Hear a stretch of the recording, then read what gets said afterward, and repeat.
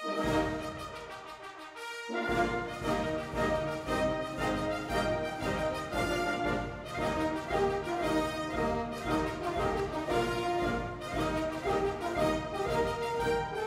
week in Limbourgeois, in het atelier van de landskampioen worstmaker, Erik Pinkaas in IJsden.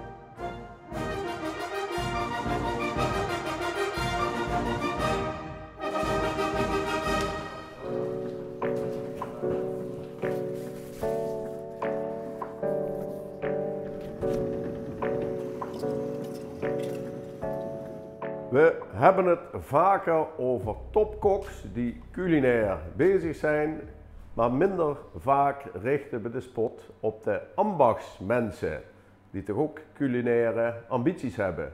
Zoals hier bij de beste worstmaker van Nederland.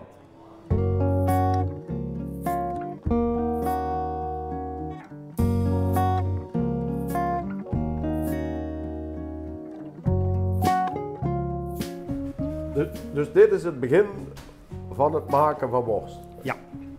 Dus in welk stadium zijn we en wat zit er precies in?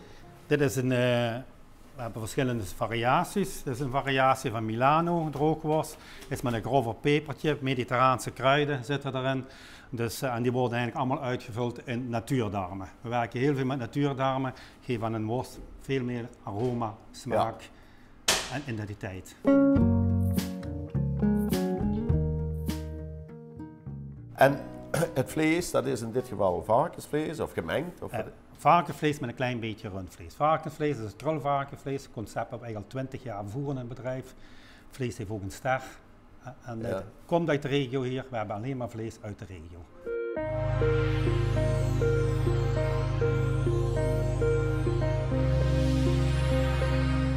Nou ja, als je het dan hebt over waar die varkens en biggen vandaan komen, dan wordt er toch ook al gauw gesproken over wel of niet biologisch. En wat is dat dan? Ja.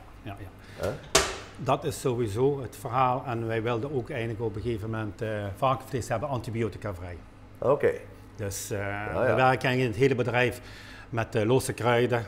Bijna geen E-nummers, dus geen smaakversterkers, zoiets. Ja. Dus kijk, als je het roer omgooit, dan moet je het ook helemaal omgooien.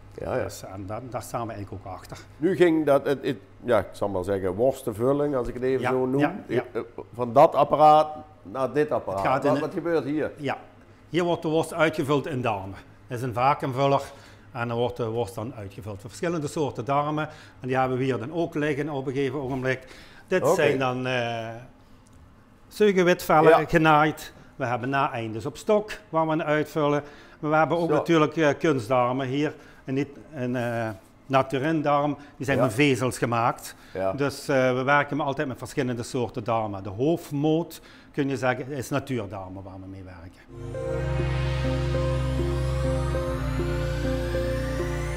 Dit is min of meer gewone worst? Dit is ouderwetse boerenmetworst. Zoals je vroeger ook bij boerenmensen, als ze thuis een huisslachting hebben, zelf maakten. Dat gebeurt op die manier ook. En wat zit daarin? Puur varkens? Puur varkensvlees zit erin. Gewoon met losse kruiden, wat peper, een beetje folie zit erbij. En verder niks? Verder niks. Gewoon wat zout. En dit is weer wat anders? Ja, dat wordt truffelsalami dadelijk. Ah, ja, ik zie nog geen truffel. Maar... Nee, dat komt er dadelijk bij. Oké. Dus dat is dan ook op een gegeven ogenblik varkens en rundvlees bij elkaar. Oké, dus een andere samenstelling dan dat? Ja, helemaal een andere samenstelling.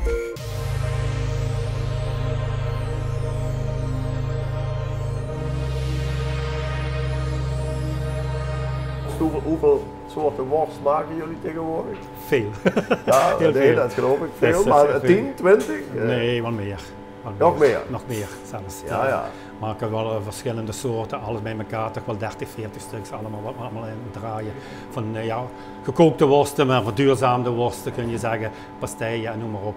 Die producten moeten de tijd hebben voor te rijpen, voor te drogen. Het gaat niet van vandaag op morgen, dus een gemiddelde, zoals een truffel, salami, die moet toch wel een 8 à 10 weken drogen.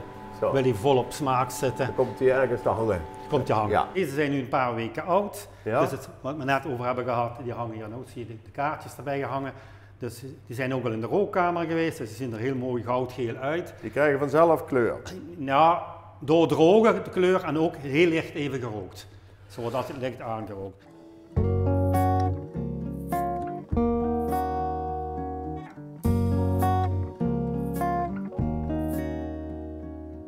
Ja, we zijn nu een paar dagen verder na die productiedag en ja, hier liggen ze allemaal, al die tientallen soorten worst. Hè? Hoe kom je er nog uit wijs?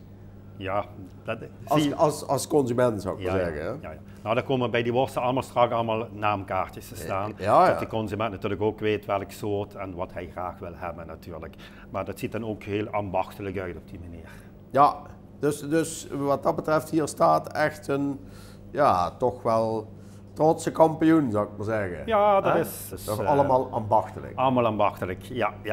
Alles wordt zelf in eigen worstmakerij geproduceerd. Ja. Wat mij opvalt in het algemeen, dat zie je ook bij sommige collega's van u, dat ze presenteren zich eigenlijk niet meer als slager, maar als een culinaire winkel. Want u bent niet alleen kampioen worst maken, maar ook kampioen cateraar, althans bij de slagers. Ja. Wil dat zeggen dat je kunt ook niet alleen meer slager zijn, je moet ook veel breder gaan. Je moet dus eigenlijk, ik zal maar zeggen, sowieso een halve of een hele kok zijn met een breed repertoire. Ja, klopt ook helemaal. Ja. Dus het gaat niet alleen meer om alleen worsten, maar het gaat ook om een hele scala salades, maaltijdcomponenten, snacks. Ja, je ziet pizza's, je ziet quiches staan. We hebben quiches nu gemaakt met asperges in.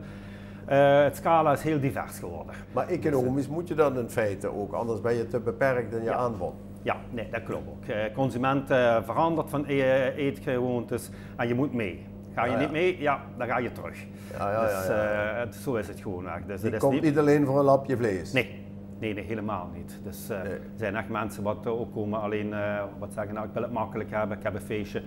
Ik wil van alles hebben voor wat ik kan opwarmen en ik ben klaar. Dus, en cateren, dat is ook nog vaak in het weekend. Doet u dat dan ook zelf? Ja, dat doen we ook zelf. We hebben een vaste groep voor. Dus, en dan cateren we. En dan zijn er ook grote partijen wat we s'avonds moeten uitserveren. Dus dat hoort er ook eigenlijk helemaal bij. Ja. En wat is uw vrije dag? Soms op zondag.